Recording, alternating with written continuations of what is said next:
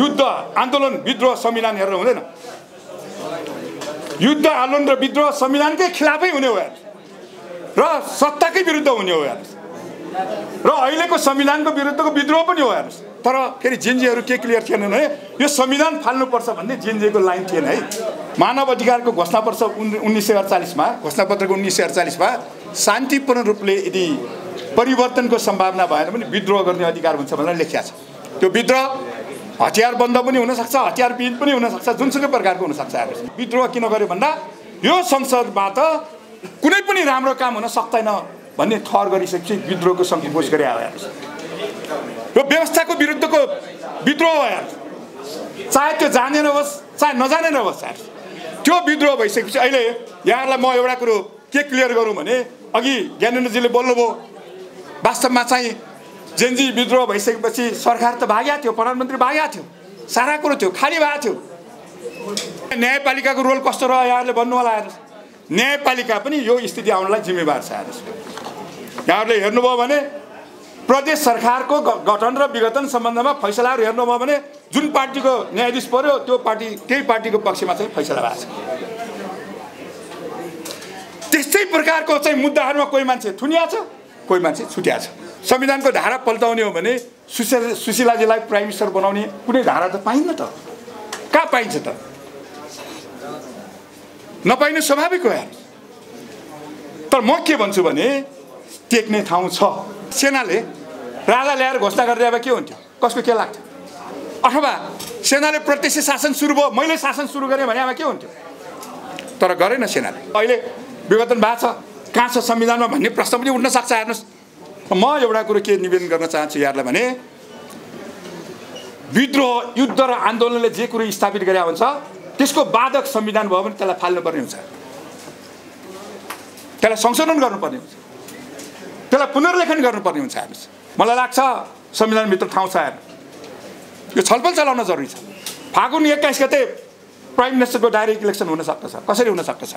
यहाँहरूलाई धेरै धारा नहेर्नु, संविधानको 3टा धारा मात्रै हेर्नुहोस्, 273, 274, 275। उपधारा 7, 8 हेर्नुभयो भने त्यहाँ के छ भने यदि प्रतिसभा विघटन भएको छ भने त्यो सङ्कटकाल लागू गरेको त्यो सङ्कटकालको अनुमोदन गर्ने काम राष्ट्रिय सभाले गर्छ भने राष्ट्रिय सभाले प्रतिसभाको समेत काम गर्छ हेर्नुहोस्। 275 यहाँहरूले हेर्नुभयो भने 275 मा के छ व्यवस्था भने जनमत सङ्ग्रहको प्रस्ताव पास गर्ने व्यवस्था छ। मलाई के लाग्छ भने त्यो जनमत सङ्ग्रहको प्रस्ताव पास गर्नलाई दुवै सदन चाहिँदैन, प्रतिसभा र राष्ट्रिय सभा चाहिँदैन। यहाँहरूले एकचोटि हेर्नु होला, यदि संविधान संशोधन गर्नु पर्यो भने दुवै सदन चाहिन्छ, दुवै सदनको 2/3 चाहिन्छ संविधान संशोधन गर्नलाई। तर जनमत सङ्ग्रहको प्रस्ताव पास गर्न राष्ट्रिय सभाको 2/3 बहुमतले पास गर्न सक्छ। 21 गतेको चुनावले संसदको चुनावले समस्या समाधान गर्दैन। त्यसैले त्यो संसदको चुनाव सँगसँगै प्रधानमन्त्रीको डाइरेक्ट चुनाव हुने स्थिति बनाउन जरुरी छ। यदि त्यो बनाइयो संसद, यदि प्रधानमन्त्री डाइरेक्ट इलेक्सन हुने भन्न साथ त्यसमा के जोडिन्छ सिद्धान्त भने नि सांसदहरू मन्त्री हुन नपाइने अटोमेटिक जोडिन्छ। आफ्नो गल्ती कमजोरी ढाक्नको लागि विदेशीलाई देखाउने। हेर्नु, यहाँ कोही विदेशी अन्त खोज्न जानु पर्दैन। एमाले भित्र विदेशी छैनन्, अमेरिका खोज्ने कि युरोपियन युनियन खोज्ने कि चाइना खोज्ने कि भारत खोज्ने कि के खोज्ने, जम्मै एमालेमा छ। त्यही कुरो काङ्ग्रेसमा पनि छ, माओवादी पनि छ, सायद राष्ट्रमा पनि होला। यसरी खड्गवलीजीले राजीनामा दिनुभयो, राष्ट्रपतिज्यूले राजीनामा दिए भए के हुन्थ्यो मुलुकमा? अनुमान गर्नु भएको छ? जे पनि हुन सक्छ। बोर्डरमा चाहिँ विदेशीका सेनाहरूले परेड खेल्न थालिसकेका थिए। मलाई यहाँ जो विचार राख्ने अवसर दिनुभएको छ र अहिले यहाँहरूले 3 जना वक्ताहरूको आफ्नो विचार सुन्नुभयो। म त्यसमा केही भिन्न विचार राख्दछु। यहाँ सवाल के उठ्या छ भने संविधानले सबै छेक्या छ भन्ने सवाल उठ्या छ। प्रधानमन्त्रीको प्रत्यक्ष चुनाव गर्नको लागि संविधानले छेक्या छ कि छैन? सिधा अर्थमा हेर्दा छेक्या छ। त्यसैले मैले आफ्नो विचार राख्नुभन्दा अगाडि जेन्जी विद्रोहमा शहादत प्राप्त गरेका शहीदहरूप्रति अभिवादन गर्दै घाइतेहरूको शीघ्र स्वास्थ्य लाभको कामना गर्दै म आफ्नो विचार राख्ने प्रयास गर्छु। म यहाँहरूलाई एउटा कुरो स्पष्ट गरौँ, 23 र 24 गतिको घटना किन घट्यो अथवा विद्रोहले एउटा चाहिँ आकार लियो सफल भएन भन्ने जो प्रश्न उठ्या छ, म तपाईँहरूलाई दुई तिनवटा यो विद्रोहको लागि के आधारहरू के तयार भएको थियो सबै कुरो त आछ, तर मेजर कुरो आएछन। के मेजर कुरो आएछन भने संसदीय व्यवस्थामा के हुन्छ भने कुनै दलले सरकार बनाएछ, त्यो दलको नेता असफल भइसकेपछि यदि बहुमत प्राप्त त्यो दललाई छ भने त्यो दलले आफ्नो नेता परिवर्तन गर्छ अनि त्यही दलको मान्छे फेरि प्राइम मिनिस्टर हुन्छ। त नेपाल यस्तो ठाउँ हो जहाँ कुनै सिस्टममा चल्दैन, कुनै नियममा चल्दैन। संसदीय व्यवस्थाको जुन एउटा नर्म छ, क्यारेक्टर छ, विशेषता छ, त्योभन्दा बाहिर गएर संसदीय व्यवस्थालाई सञ्चालन गरियो। हेर्नुहोस्, त्यो संसदीय व्यवस्था फेरि अहिले असफल भइसकेका थिएन। हेर्नुहोस्, 47 सालको संविधान पछि पनि त्यही थियो। यहाँहरूले देख्नुभयो होला, त्यो बेलामा 12 सिट ल्याएको, 15 सिट ल्याएको, 20 सिट ल्याएको राप्रपाका नेताहरू चाहिँ प्राइम मिनिस्टर भएको थिए। कहिले राप्रपाको एउटा नेतालाई चाहिँ काङ्ग्रेसले बोक्ने, कहिले एमालेलाई बोक्ने। अनि जुन दलको प्राइम मिनिस्टर थियो त्यही दललाई अविश्वास प्रस्ताव पास गरिसकेपछि त्यही दलको प्राइम मिनिस्टर हुने। हेर्नुहोस्, यहाँहरूलाई स्मरण छ कि छैन? हुन्छ खै, जुन दलले प्रधानमन्त्री भएर शासन गरेका छ त्यो दलको प्राइम मिनिस्टरलाई अविश्वासको प्रस्ताव पास गरिसकेपछि त्यही दलको मान्छे फेरि प्राइम मिनिस्टर हुन सक्छ कि सक्दैन? 54 सालमा तपाईँले हेर्नुभयो भने त्यही भएको छ। त्यसैले संसदीय व्यवस्था असफल भइसकेको थियो, संसदले प्राइम मिनिस्टर चुन्ने व्यवस्था असफल भइसकेको थियो नेपालमा। र 62-63 को आन्दोलनपछि संविधान सभा बन्यो, संविधान सभाले संविधान पनि बनायो। तर त्यो बेलामा कार्यकारी प्रमुखको प्रत्यक्ष निर्वाचन हुनुपर्छ भन्ने सन्दर्भमा तीनटा दलको, विशेष गरेर तीनटा दलको तीनटा राय हो। नेपाल कम्युनिस्ट पार्टी माओवादीले राष्ट्रपतिको डाइरेक्ट इलेक्सन हुनुपर्छ भनेर भन्यो। धेरै छलफलपछि एमाले प्राइम मिनिस्टरको डाइरेक्ट इलेक्सन हुनुपर्छ भनेर भन्यो। तर काङ्ग्रेस पार्टीले संसदबाटै प्राइम मिनिस्टरको निर्वाचन हुनुपर्छ भनिसकेपछि 72 सालमा सम्झौता भयो। हेर्नुहोस्, र यस्तो सम्झौता भयो, यहाँहरूलाई यो वास्तवमा कहीँ नभएको चिज हाम्रो संविधानमा छ। यहाँहरू कति याद गर्नुभएको छ? मन्त्री बन्ने व्यवस्था या धारा हेर्नुभयो भने त्यहाँहरूले के देख्नु छ भने यहाँ त हारिया मान्छे पनि मन्त्री भएर प्रधानमन्त्री नै भएर। अब हारिया मान्छे संसदीय व्यवस्थामा कहीँ प्रधानमन्त्री हुन्छ, मन्त्री हुन्छ भयो नेपालमा। अनि फेरि अर्को हेर्नुहोस्, लुपोललाई कसरी प्रयोग गरियो। हेर्नुहोस्, यो संसदीय व्यवस्थाको यो हुर्मत काट्ने काम चाहिँ दलहरूले कसरी गरे भन्ने कुरो हेर्दा प्रतिसभाको निर्वाचनमा हारिया मान्छे अथवा सांसद नभए मान्छे भनौँ न, सांसद नभए मान्छेलाई पनि मन्त्री बनाउने व्यवस्था राखिन्छ, किन विशेषज्ञको जरुरी हुन्छ कहिलेकाहीँ। तर 6 महिनाभित्र ऊ सांसद हुनुपर्छ। तर 52 सालमा के भयो भने 51-52 सालमा आइसकेपछि त्यसलाई दुरुपयोग कसरी गरियो भने सांसद नभएको मान्छेलाई मन्त्री बनाइयो र ऊ 6 महिनाभित्र सांसद हुन सकेन।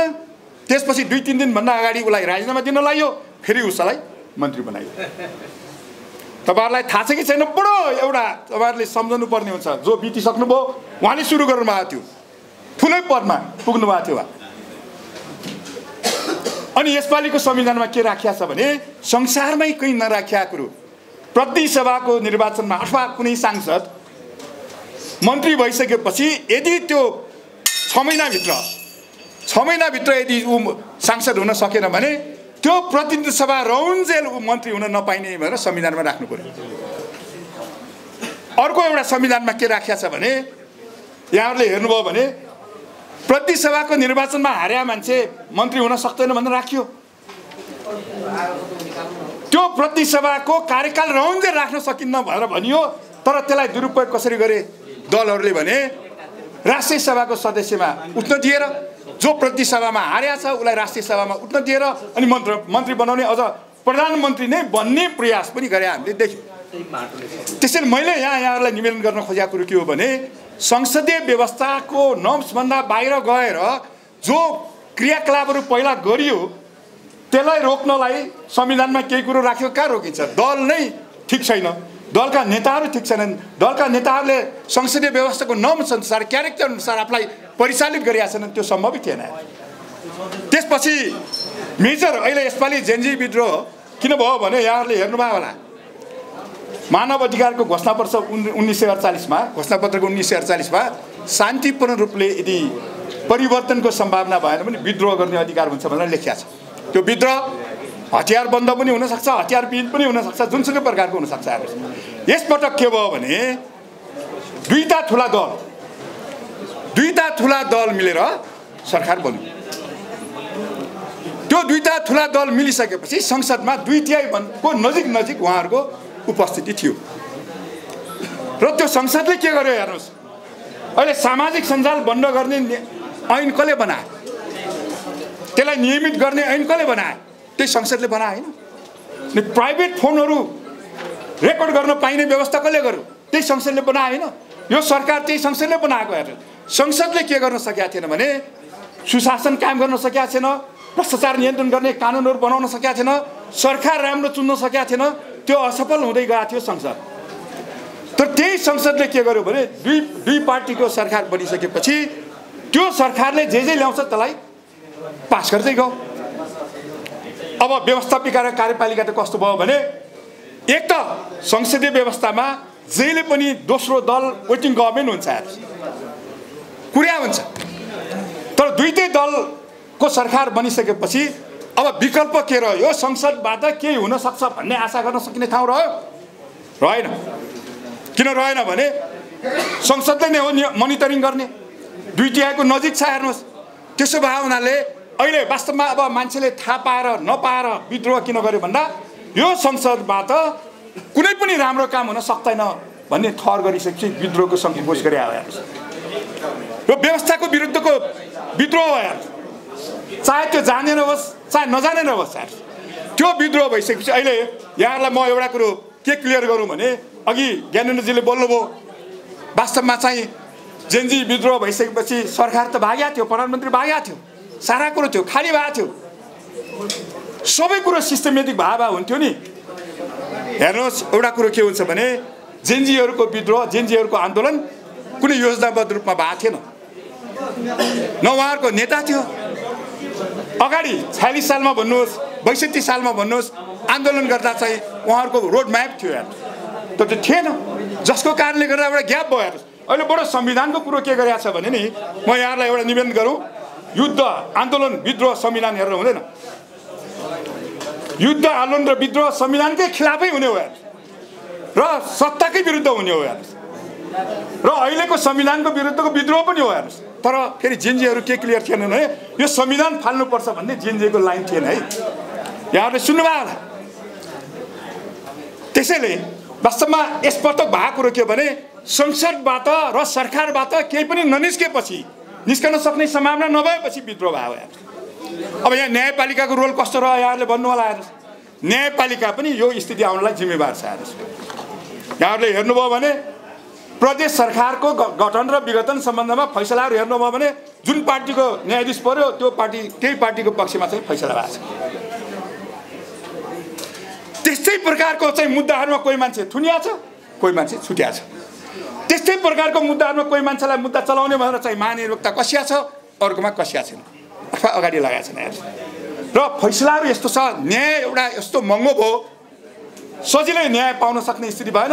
104 दिनसम्म त बारले चाहिँ प्रधान न्यायाधीशले घुस खाएकै हो भनेर आन्दोलन गर्नु पर्यो भ्रष्टाचारको विरुद्ध। त्यसैले हेर्नुहोस्, व्यवस्थापिका कार्यपालिका न्यायपालिकाको कारणले गर्दा विद्रोह भयो, तिनीहरूको विरुद्धमा चाहिँ विद्रोह भयो हेर्नुहोस्। अब यो विद्रोह भयो, यसलाई संस्थागत कसरी गर्न सकिन्छ हेर्नु। यहाँ बडो एउटा राम्रो कुरो रहेछ, धेरैले के भन्नुहुन्छ भने संविधान फाल्नुपर्छ, सारा कुरो। म तपाईँहरूलाई हेर्नुहोस्, मुलुकको स्थिति बडो सिरियस छ हेर्नुहोस्। फेरि अहिले नेताहरू बडो माहिर के भएका छन् भने आफ्नो गल्ती कमजोरी ढाक्नको लागि विदेशीलाई देखाउने। हेर्नु, यहाँ कोही विदेशी अन्त खोज्न जानु पर्दैन। एमाले भित्र विदेशी छैनन्, अमेरिका खोज्ने कि युरोपियन युनियन खोज्ने कि चाइना खोज्ने कि भारत खोज्ने कि के खोज्ने, जम्मै एमालेमा छ। त्यही कुरो काङ्ग्रेसमा पनि छ, माओवादी पनि छ, सायद रासोपामा पनि होला, अरू सबै पार्टी राप्रपामा पनि छ। विदेशी खोज्न बाहिर जानुपर्ने स्थिति छैन हेर्नुहोस्। त्यसैले यहाँ विदेशीको हाउजी दिएर वास्तवमा यहाँ विषयान्तर गर्नुपर्ने जरुरी केही छैन हेर्नुहोस्। टिओबीकै कुरो छ, टिओबीको जवानहरूको त्यो होला, 500 थियो होला, के तिनले गर्दा यो विद्रोह भयो होइन।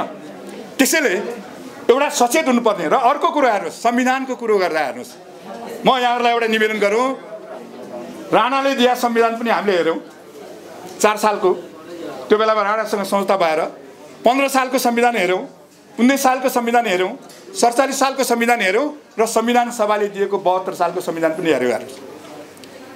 राजा राणाले दिएको संविधान, विज्ञले दिएको संविधान र संविधान सभाले दिएको संविधान यो असफल भयो भने बाँकी नेपालमा एउटै कुरो हुन्छ, त्यो विदेशीले दिएको संविधान मात्रै बाँकी रहन्छ। हामी त्यो ठाउँमा पुग्ने हो कि होइन? संविधान सभाले दिएको संविधान नहुने भइसकेपछि, विज्ञले बनाएको संविधान 47 सालको त्यो नहुने भइसकेपछि अब हामीसँग बाँकी के? राजा र राणाको कुरो छोड्थ्यौँ। त्यसैले बडो अब यो संविधानको बारेमा कुरो गर्दा हेर्नुहोस्, म तपाईँहरूलाई एउटा के क्लियर गर्न चाहन्छु भने संविधानको धारा पल्टाउने हो भने सुशीलाजीलाई प्राइम मिनिस्टर बनाउने कुनै धारा त पाइन्न त, कहाँ पाइन्छ त? नपाइनु स्वाभाविक हो यार। तर म के भन्छु भने टेक्ने ठाउँ छ। म तपाईँहरूलाई एउटा निवेदन गरौँ हेर्नुहोस्, 24 गते 2 बजे खड्ग ओलीले राजीनामा दिनुभयो। राजीनामा दिएपछि राष्ट्रपतिज्यूको चाहिँ वक्तव्यमा के छ भने तपाईँ नै केयरटेकर गभर्मेन्ट हो, काम गर्नु होला भनेर उहाँलाई जिम्मा दिएको छ। त्यो जिम्मा पाइसकेपछि संविधानले जिम्मा दिएको छ, राष्ट्रपतिले भनिसकेपछि ओलीज्यूले गर्नुपर्थ्यो के? ओलीज्यूले के गर्नुपर्थ्यो भने त्यसपछि संवाद गर्नुपर्थ्यो। उहाँले राजीनामा दिनुभन्दा अथवा राजीनामा दिइसकेपछि पनि के हो त निकास? अब कोसँग छलफल गर्नुपर्ने हो? त्यो सबै कुरो गर्ने दायित्व संविधानले कसलाई सुम्पिएको थियो? खड्गप्रसाद ओलीजीलाई। उहाँले गर्नुभयो के? उहाँ आफ्नो ज्यानको सुरक्षाको लागि हेलिकप्टर चढेर भाग्नुभयो। भागिसकेपछि भयो के? मन्त्रीहरू सबै भाग्नुभयो, यहाँहरूले देख्नु भएको छ, सबै भाग्नुभयो। अब बाँकी को भयो? के भयो? सडक। त्यो जति जनधनको क्षति 24 गतेको 2 बजेपछि हेर्नुहोस् त, सबभन्दा बढी क्षति कहिले भयो? ओलीजीले राजीनामा दिएपछि भएको छ। त्यो दायित्व कसको थियो? अहिले त बडो संविधानको कुरो, संविधान बचाउँ भनेर बडो कुरो गरिरहेको छ हेर्नुहोस्। संविधान बचाउने दायित्व त्यो बेलामा कसको थियो? केयरटेकर गभर्मेन्ट राजीनामा दिइसकेपछि प्रधानमन्त्रीको थियो। उहाँले ज्यानको सुरक्षाको लागि आफू भाग्नुभयो, सरकारविहीन भयो हेर्नुहोस्। म त के भन्छु भने राष्ट्रपतिज्यू र सेनाले यसपालि राम्रो काम गर्यो भन्ने मेरो निचोड होला। राष्ट्रपतिज्यूले पनि आफूले चाहे जस्तै गर्न सक्नु भएन होला। सेनामा पनि धेरै धार थियो होला, कसैले राजा ल्याउन चाहे होला, कसैले अर्को कुरो चाहे होला होइन। तर कुरो के भने एज ए होल टोटालिटीमा इन्स्टिट्युसनले के गर्यो भन्ने कुरो हेर्ने हो। राष्ट्रपतिज्यूले राजीनामा दिए भए मुलुकमा के हुन्थ्यो? जसरी खड्ग ओलीजीले राजीनामा दिनुभयो, राष्ट्रपतिज्यूले राजीनामा दिए भए के हुन्थ्यो मुलुकमा? अनुमान गर्नु भएको छ? जे पनि हुन सक्थ्यो। बोर्डरमा चाहिँ विदेशीका सेनाहरूले परेड खेल्न थालिसकेका थिए। त्यसैले वास्तवमा राष्ट्रपतिज्यूलाई पनि त प्रेसर थियो नि, तपाईँले राजीनामा दिनुहोस्, निकास निकाल्ने एउटा अवसर दिनुहोस् भन्ने प्रेसर त उहाँलाई पनि थियो अरे। तर उहाँले भन्नुभयो, पेपरमा आएको कुरो के छ भने बरु मलाई मार, जेनजीले मारेको भन, म राजीनामा दिन्न भनेर भन्नुभयो भन्ने आएको छ। हेर्नु, संविधान दलले त त्यही बेलामा खाथे। त्यो संविधान बचाउने काम राष्ट्रपतिज्यूले गर्नुभयो। त्यो मर्या संविधान सेनाले गर्यो हेर्नुहोस्। 2 देखि 10 बजेसम्म सेनाले सरकारको काम गरिरहेको छ। यहाँहरूले कति अनुमान गर्नुभएको छ, कति हेर्नु भएको छ? जेनजीसँग छलफल गर्ने, राष्ट्रपतिसँग चाहिँ छलफल गर्ने, त्यसपछि दलको मान्छेहरूलाई चाहिँ संरक्षण गर्ने, हेलिकप्टर चढाएर, यी सबै काम कसले गर्यो भन्दाखेरि सेनाले गर्यो। सरकारको काम गर्यो सेनाले। तर सेनाले राजा ल्याएर घोषणा गरिदिए भए के हुन्थ्यो? कसको के लाग्थ्यो? अथवा सेनाले प्रत्यक्ष शासन सुरु भयो, मैले शासन सुरु गरेँ भने अब के हुन्थ्यो? तर गरेन सेनाले। त्यसैले मैले 2टा इन्स्टिट्युसन यसपालि धन्यवादका पात्र छन् हेर्नुहोस्। अब संविधानको कुरो गर्दा कसरी प्रधानमन्त्रीको चुनाव हुन सक्दछ हेर्नुहोस्। यहाँहरूलाई अघि राष्ट्रिय सभालाई फाल्नुपर्छ भन्ने सवाल पनि उठ्यो, कुरो एकदम ठिक हो हेर्नुहोस्। प्रति सभाको चुनाव लड्न 25 वर्ष हुनुपर्छ, राष्ट्रिय सभाको चुनाव लड्न 35 वर्ष र राष्ट्रपति र उपराष्ट्रपतिको चुनाव लड्न 45 वर्ष हुनुपर्ने जरुरी छ हेर्नुहोस्। र संवैधानिक नियुक्ति पाउन पनि 45 वर्ष पुगा हुनुपर्छ हेर्नुहोस्। छ त्यस्ता कुराहरू हेर्नुहोस्। वास्तवमा संविधान बनाउने बेलामा त्यो त सम्झौताको दस्तावेज थियो हेर्नुहोस्। त्यो बेलामा हेर्नुहोस्, यहाँहरूलाई एउटा कुरो भनौँ, विद्रोहले स्थापित गरेको शक्ति कमजोर भयो भने जस्तो संविधान बन्दैन हेर्नुहोस्। 64 सालको संविधान सभाको चुनावमा 240 मा 120 सिट माओवादीको थियो हेर्नुहोस् प्रत्यक्षमा। तर चाहिँ त्यो 64 सालको चुनावमा सबै प्रमुख नेताहरू चाहिँ हारेका थिए। चाहे त्यो ओली बन्नुहोस्, चाहे माधव नेपाल बन्नुहोस्, चाहे अरू बन्नुहोस्, सबै हारेका थिए। संविधान बनाउन दिएनन् ती पुरानो नेताहरू। सायद त्यो बेलामा संविधान बनाए भए योभन्दा फरक बन्थ्यो। दोस्रो चुनाव भयो हेर्नुहोस्, त्यो बेलामा अदालतले पनि प्रतिगामी रोल खेल्यो, संविधान सभा विघटन गर्ने फैसला गर्यो हेर्नुहोस्। तपाईँहरूले याद गर्नुभएको छ? त्यो भइसकेपछि दोस्रो संविधान सभाको चुनाव भयो। दोस्रो संविधान सभाको चुनाव गर्ने बेलामा अहिले दलले जसरी संविधानको कुरो गरेको छ नि, बाबुरामजी हुनुहुन्थ्यो प्राइम मिनिस्टर, संविधानले चाहिँ बाबुरामजीले चाहिँ चुनाव गर्न पाउनुपर्ने स्थिति थियो हेर्नुहोस्। सबै दलले के गरे, तिमीले चुनाव गरेर हुन्न, स्वतन्त्र मान्छे चाहिन्छ भनिसकेपछि संविधान संशोधन गरेर खिलराज्यलाई चाहिँ मन्त्री परिषदको अध्यक्ष बनाइयो। भलै चुनाव भयो हेर्नुहोस्। र चुनावले चाहिँ त्यो विद्रोही शक्ति दोस्रो संविधान सभाको चुनावमा तेस्रो शक्ति भएर आयो, जसको कारणले गर्दा जुन संसदीय व्यवस्था, संसदले प्रधानमन्त्री चुन्ने व्यवस्था असफल भइसकेको थियो, त्यसैलाई केही 6 महिनाभित्र 2 वर्षभित्र अविश्वासको प्रस्ताव राख्न नपाइने यस्तै यस्तै कुरो राखेर अनि बडो महत्त्वपूर्ण कुरो थियो हेर्नु। 2 चोटि प्रतिसभाको विघटन भयो। विघटन भएको बेलामा ओलीजीले दोस्रो विघटन गरेको बेलामा अदालतले बोलेको छ, वास्तवमा धारा 76.5 को अवस्था सृजना भइसकेपछि त्यसले पनि बहुमत प्राप्त गरेन भने मात्रै संसद विघटन हुने, नभए विघटन नहुने 5 वर्षसम्म भन्ने व्यवस्था त्यहाँ राखिएको थियो। अब अहिले विघटन भएको छ, कहाँ छ संविधानमा भन्ने प्रश्न पनि उठ्न सक्छ हेर्नुहोस्। म एउटा कुरो के निवेदन गर्न चाहन्छु यहाँलाई भने, विद्रोह, युद्ध र आन्दोलनले जे कुरो स्थापित गरे हुन्छ त्यसको बाधक संविधान भयो भने त्यसलाई फाल्नुपर्ने हुन्छ, त्यसलाई संशोधन गर्नुपर्ने हुन्छ, त्यसलाई पुनर्लेखन गर्नुपर्ने हुन्छ हेर्नुहोस्। अहिले जुन कार्यकारी प्रमुख चुन्ने व्यवस्था छ त्यो असफल भइसक्यो, अब त्यसलाई परिवर्तन गर्नुपर्ने जरुरी छ हेर्नुहोस्। अब परिवर्तन त गर्ने, सबै संविधान फाल्ने स्थिति छैन हेर्नुहोस्। अहिले संविधान फाल्न सकिँदैन हेर्नुहोस्, विग्रह हुन्छ। यो संविधानभित्र ठाउँ कहाँ छ त? अब मलाई लाग्छ संविधानभित्र ठाउँ छ हेर्नु, यो छलफल चलाउन जरुरी छ। फागुन 21 गते प्राइम मिनिस्टरको डाइरेक्ट इलेक्सन हुन सक्दछ, कसरी हुन सक्दछ? यहाँहरूलाई धेरै धारा नहेर्नु, संविधानको 3टा धारा मात्रै हेर्नुहोस्, 273, 274, 275। 273 मा के छ व्यवस्था भने, यहाँलाई ठ्याक्कै एउटा निवेदन गरौँ। 273 सङ्कटकाल लगाउँदा के हुनुपर्छ, कस्तो हुनुपर्छ, त्यो कसरी पास गरिन्छ भन्ने छ। त्यसमा तपाईँले उपधारा 7-8 हेर्नुभयो भने त्यहाँ के छ भने, यदि प्रतिसभा विघटन भएको छ भने त्यो सङ्कटकाल लागू गरेको, त्यो सङ्कटकालको अनुमोदन गर्ने काम राष्ट्रिय सभाले गर्छ भने राष्ट्रिय सभाले प्रतिसभाको समेत काम गर्छ हेर्नुहोस्। र संविधान संशोधन गर्न नपाइने धारा चाहिँ 274 मा छ। केमा संशोधन हुन्न?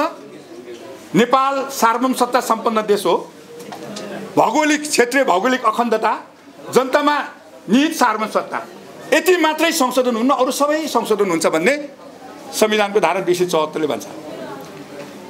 त्यो कारणले अब त्यो बेसिक स्ट्रक्चर भन्ने हुन्छ, आधारभूत संरचना भन्ने हुन्छ, जुन कुरो संविधानमा संशोधन गर्न सकिन्न 100% भए पनि। अब मैले यहाँहरूलाई एउटा कुरा के निवेदन गरौँ, 275 यहाँहरूले हेर्नुभयो भने 275 मा के छ व्यवस्था भने, जनमत संग्रहको प्रस्ताव पास गर्ने व्यवस्था छ। मलाई के लाग्छ भने त्यो जनमत संग्रहको प्रस्ताव पास गर्नलाई दुवै सदन चाहिँदैन, प्रतिसभा र राष्ट्रिय सभा चाहिँदैन।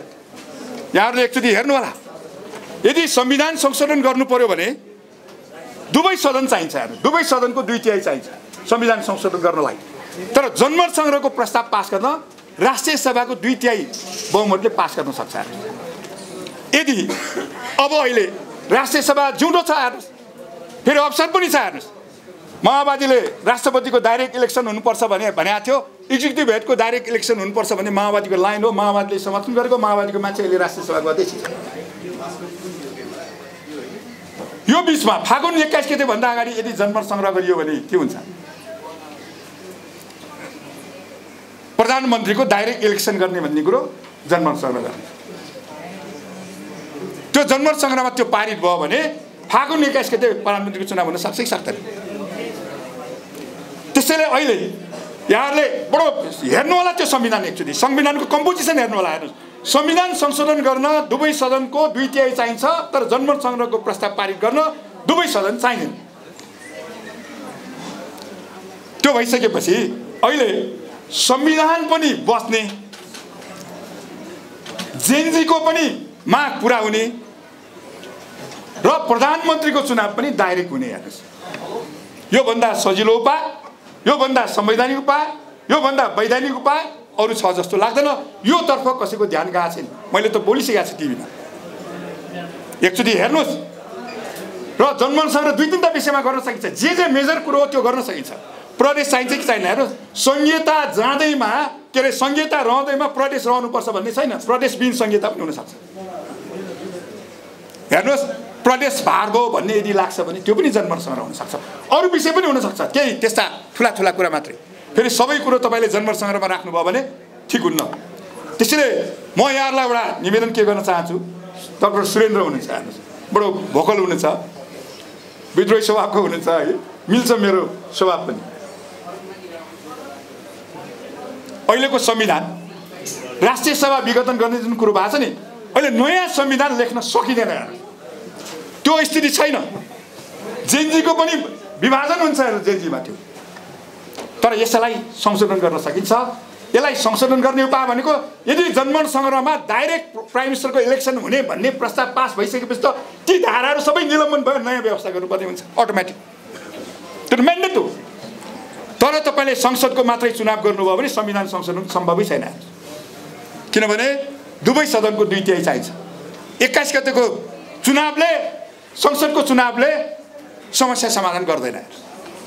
त्यसैले त्यो संसदको चुनाव सँगसँगै प्रधानमन्त्रीको डाइरेक्ट चुनाव हुने स्थिति बनाउन जरुरी छ। यदि त्यो बनाइयो, संसद यदि प्रधानमन्त्री डाइरेक्ट इलेक्सन हुने भन्न साथ त्यसमा के जोडिन्छ सिद्धान्त भने नि सांसदहरू मन्त्री हुन नपाइने अटोमेटिक जोडिन्छ। यी सबै धारा गए।